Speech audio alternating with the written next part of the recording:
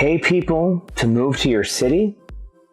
A few months ago, I learned that cities across the United States were paying people to move there, sometimes as much as $10,000 to $15,000 per household.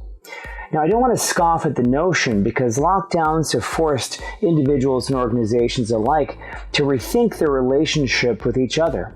The evolution of the digital nomad class of worker has opened up possibilities for remote work that did not seem practical before.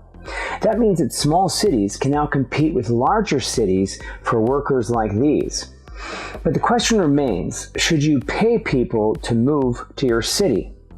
Signing bonuses are common in business. Sports teams and companies use them to lure and often to indenture talent.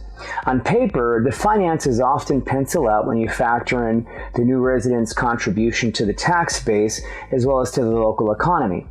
And from what I've discovered, the cities that have tried this approach are pleased with the early results.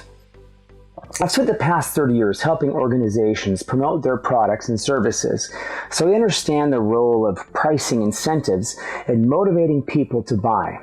And when you're introducing something new, sometimes price concessions are necessary to penetrate the market and establish credibility. That said, paying people to become residents is not an optimal long-term strategy for your city. Just like paying people to be your friends is not an optimal long-term strategy for you personally. Customers, or residents in this case, who buy as a result of price concessions are typically not loyal and are resistant to attempts to adjust the relationship to more financially reasonable levels in the future. We call these types of customers price sensitive.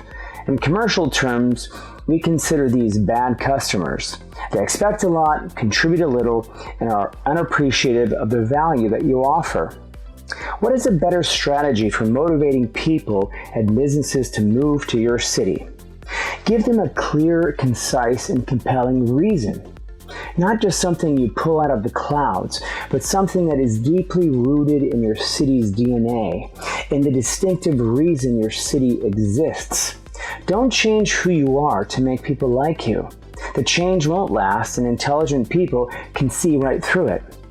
Instead, take the time to find out what makes your city different in a way that is both relevant and attractive. For about the price of paying 15 households to move, you and your city could work through the purpose-based branding process and come through with a united sense of identity and a confident energy that will permeate everything that you say and you do. And that is a far more compelling and sustainable way to attract people to your city. I'm on a mission to help America's small cities find their voice and attract the attention they deserve. If you'd like to talk about your city, book a no-obligation 20-minute Zoom discovery where we can learn more about each other and determine if next steps are desirable.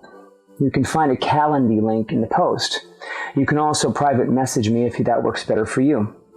For now, thank you for watching or for reading, and thank you for your service to your city.